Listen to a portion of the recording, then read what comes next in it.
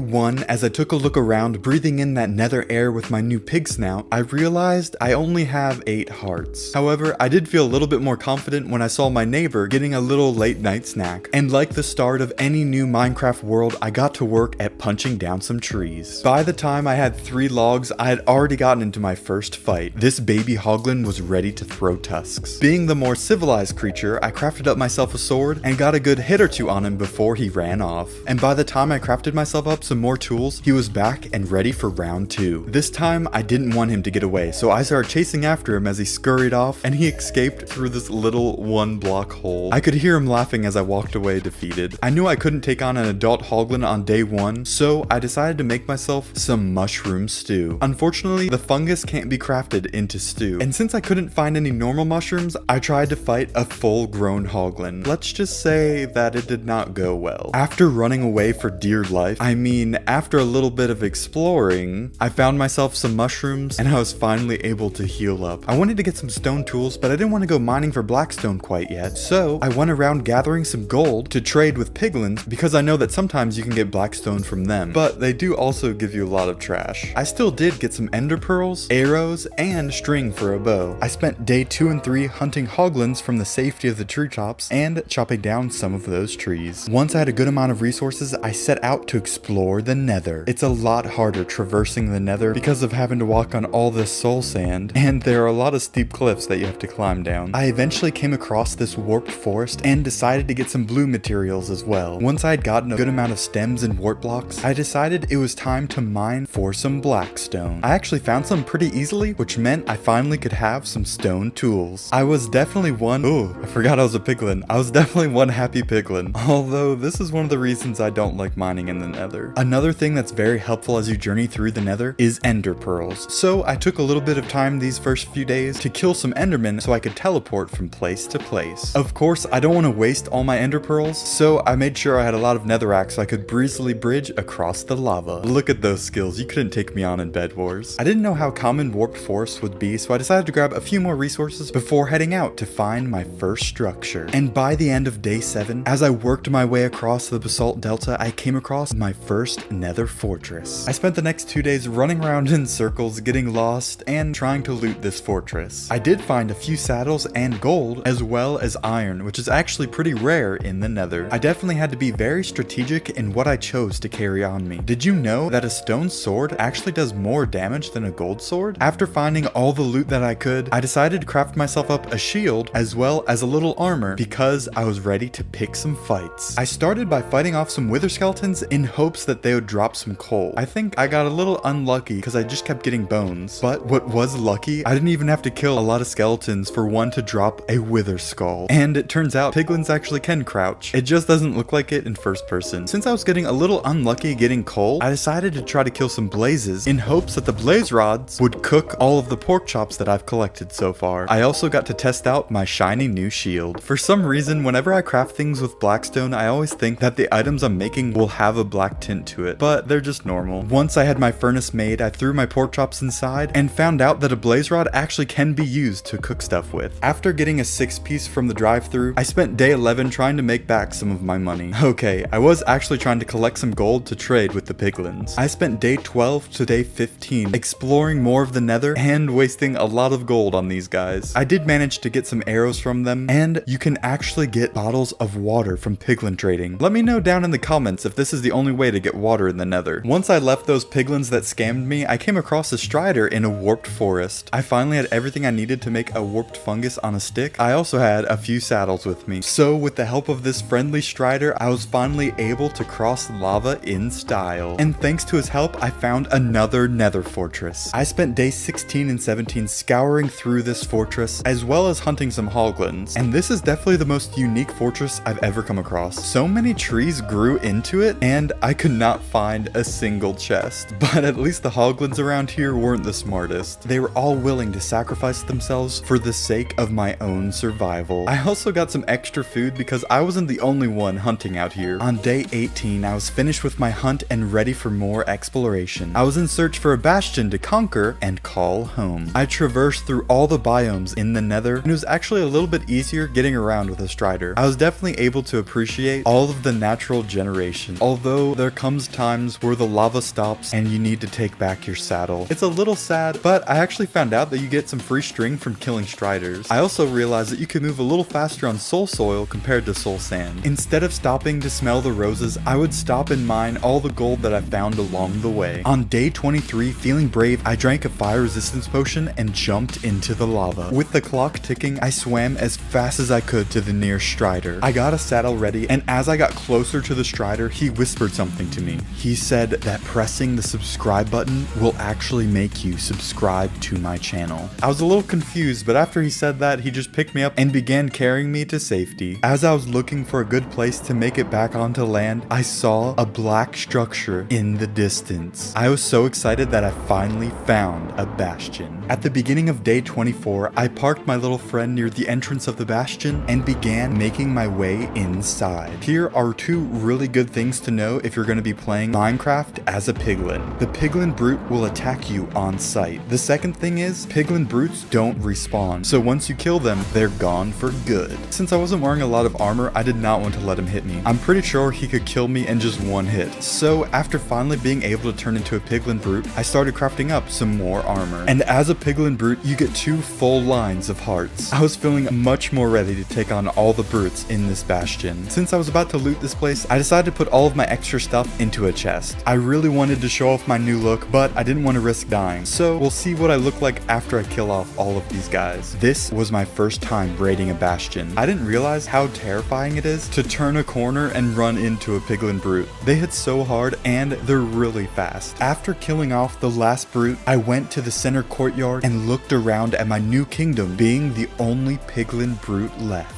Then I quickly put on all my armor because I didn't know if that was actually true. Once I did figure out that all the danger was gone, I began looting all the chests. I got the advancement for finding my first piece of ancient debris and tried to collect this gold block with a stone pickaxe. Yeah, please don't try that yourself. I did find a lot of other goodies like arrows, a good amount of iron, as well as some gold armor and another piece of ancient debris. Something I didn't find in the nether fortresses were diamonds. I was so excited when I found a diamond pickaxe with fortune 2 in one of the chests. Then I could pick up the gold blocks with no issues. By the end of day 25, I had found a lot of good loot. I made myself a nice little storage room while I cooked up all of my raw pork chops. Day 26, I spent expanding the entrance to my new base, making it a lot easier for me to get in, as well as added a little bit of structural support and a nice little garage to park my strider because he managed to escape. Luckily, after a little bit of searching for him, I found him. I worked my way down to the lava, but he walked to the other side. I started bridging one way, so he started walking the other way. I started bridging that way, and then he started walking right back to my base. Luckily, he stayed right near my base, so I was able to lure him back with his favorite food and lead him to his new home where I could walk safely and he could also stay warm. Then on day 27, I crafted up a bunch of stone pickaxes, made sure I had a lot of extra resources to build more, and made myself some soup for my next adventure. If I was gonna get a netherite block, then I would need to start mining ancient debris now. So I started making a mine shaft down to Y level 15 and ran into some more lava. And after just a little while of mining, I found 2 pieces of ancient debris. By the end of my mining session, I had 10 ancient debris. That plus the 2 I found in the bastion meant I was a third of the way to a netherite block. Another benefit for mining for ancient debris is that you can actually find a good amount of gold ore, which made me extra happy to have a fortune 2 pickaxe. On day 32, I captured this piglin and made him trade with me all day. I spent over a stack of gold, but I got a lot of good loot out of it, including about a stack and a half of these spectral arrows. On day 33, I headed up to try to find some glowstone to use on my potions in an attempt to make them stronger. And on my way up, I found a chest with not just a mending book in it, but also an iron sword with mending on it. My luck was finally turning around. While I was up with the glowstone, I decided to take a look around and I saw a chicken jockey, and I figured if I could get the rider off, I might have a chance to breed breed up some chickens. Mention in the comments if there's any way to get seeds in the nether, cause I haven't found any so far. When I came up to the chicken jockey, I didn't even have to do anything. The chicken just killed its rider on its own. So after I caught the chicken, I gathered some glowstone. I realized that while glowstone makes potions stronger, I actually needed redstone to make my potions last longer. I don't think you can find redstone in the nether, but one good thing about living in the nether is being able to throw any junk into the lava. On day 34, for some reason, I thought it would be a good idea to start a hoglin farm. Yeah,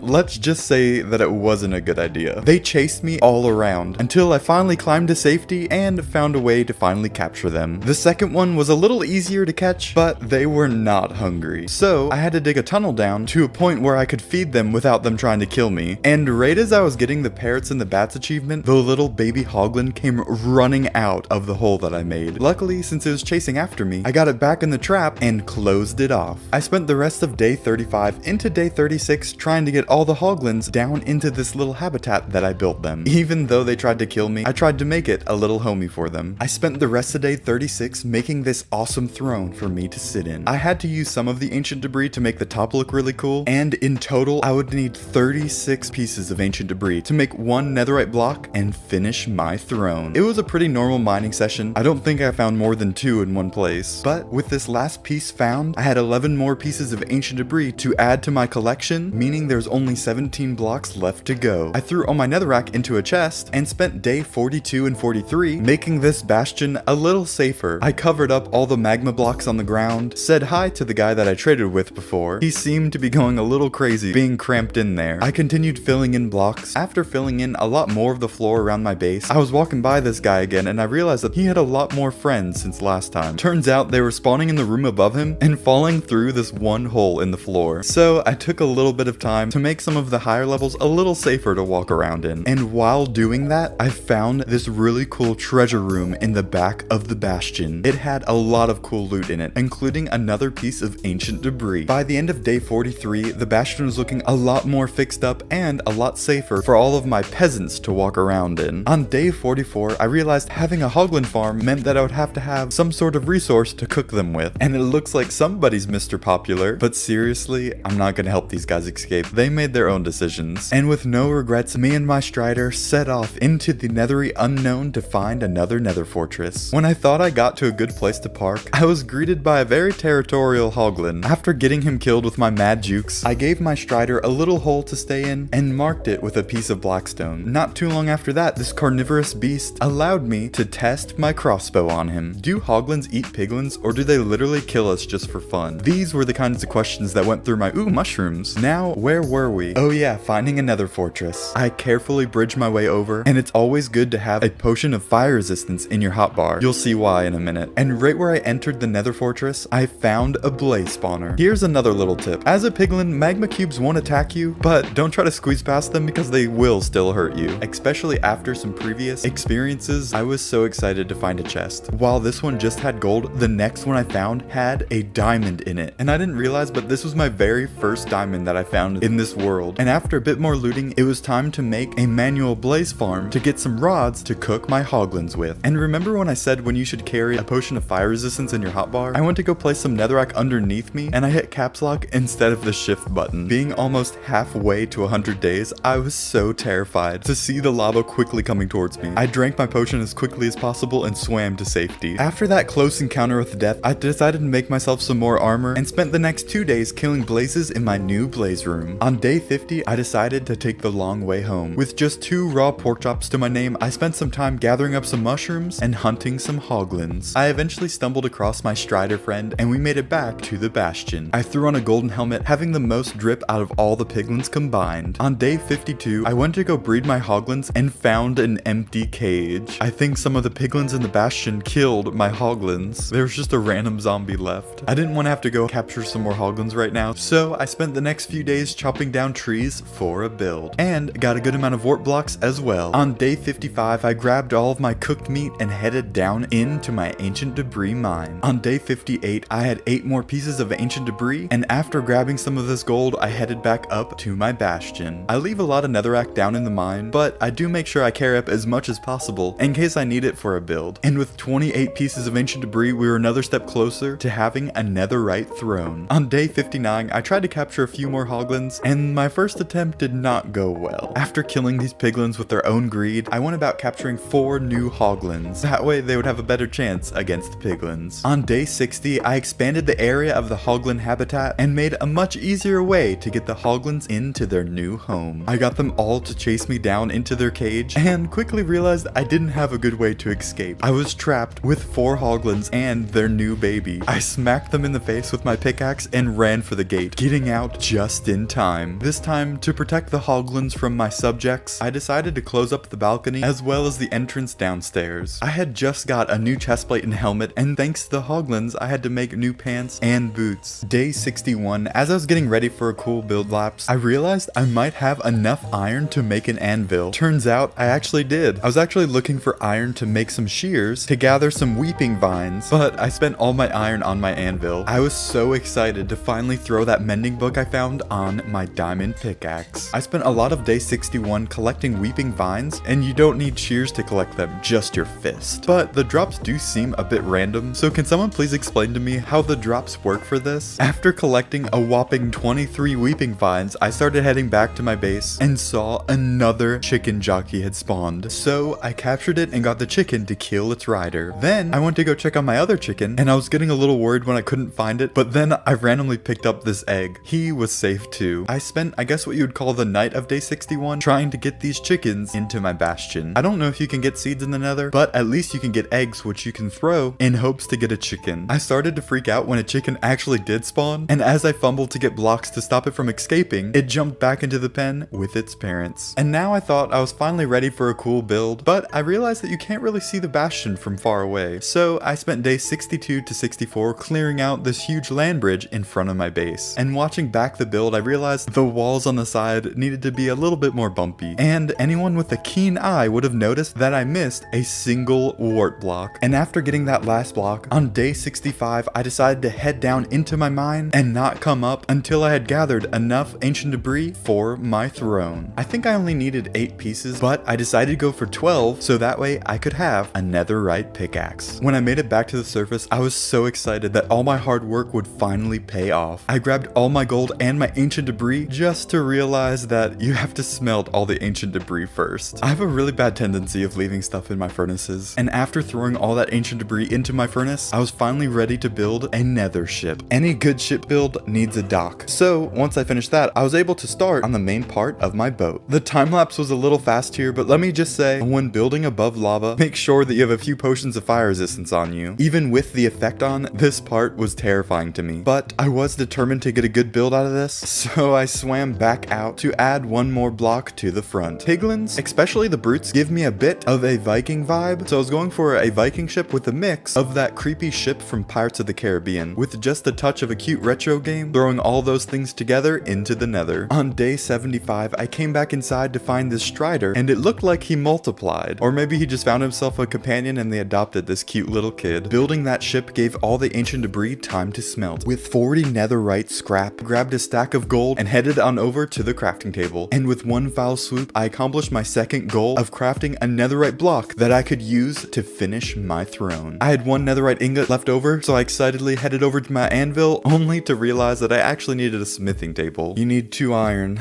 I didn't have enough iron for shears, so I knew I wouldn't have enough for that either. But I wanted to take a second to enjoy my completed throne. I felt so powerful, and it would be pretty cool if you could assign roles to all the piglins. If I wanted to upgrade my pickaxe, I would need to get some more iron, and the best way to get that is trading with piglins. I went over to find my trapped friends, and they were all missing. So I had to capture this guy instead, and after trading with him for a little while, I finally had some iron nuggets that I could use to make ingots. I crafted a smithing table and finally had myself a netherite pickaxe. I also got myself some iron boots with soul speed 3 on them from piglin trading. On day 76, I went out for another hunting trip. I found some hunters in the wild, but they didn't want to save their king when he was in trouble. So I got pretty good at spamming arrows. I wanted to make sure I had a lot of food for when I faced the wither. So after 2 full days of hunting, on day 79, I went in search to gather some mushrooms. And when I made it back to my base, I had a lot of pork chops to cook. Now that my throne was finished and I had a lot of food stored, stored up, I wanted to give my bastion a bit of a makeover. I wanted to transform my bastion into something awesome. But before I could do that, I needed blackstone, and since I didn't want to have to go searching for it, I spent day 80 to day 81 gathering all the gold that I could find. And while exploring, I found a ruined nether portal. I was so excited to find some extra gold and get some cool enchanted tools from the chest. Although, why would anyone need a hoe in the nether if there aren't even any seeds? Anyway, before leaving, I took a little bit of time to gather all the blackstone around the portal. Day 82, when I made it back to my base, I crafted up a bunch of gold ingots and this time captured 2 piglins to trade with. I spent day 83 to 86 transforming this broken down bastion into this magically evil castle to rule over this nethery abyss from. I closed up the walls, added a few balconies, and was trying to make the castle look like it was infected or like it was even alive. I claimed and transformed a bastion, got myself a netherite throne, and now it was time to do one of the most scariest things that you could imagine in vanilla Minecraft. Battle a wither in the nether dimension. I spent day 87 to 92 trying to collect 2 more wither skulls. We got pretty lucky on the first one, but the next 2 were a little bit harder to get. Especially when you attack the wither skeletons, that makes the blaze get mad at you also. It also took a lot of time because I did stupid things like this. After a while, on day 93, I had 3 wither skulls, so I spent the rest of that day preparing to fight the wither. I made myself some new armor, and I threw all my soul sand into the lava. If you watched my 400 days video, you'll know that Herobrine intends to spawn in the wither using soul soil. Some of you guys let me know down in the comments that that doesn't work, and let's just say we should all actually be concerned because you can spawn in the wither with soul soil, and I will show you that very soon. I spent day 94 and 95 going far away from my base in search for the perfect place to spawn the wither. See, it does work. I didn't really have good equipment, so I knew I needed some backup. I found a good place to spawn in the wither where it was a dense forest underground and there was a high population of piglins. I was not expecting them to automatically fight the wither, but I guess they knew that it was too dangerous to be left alive.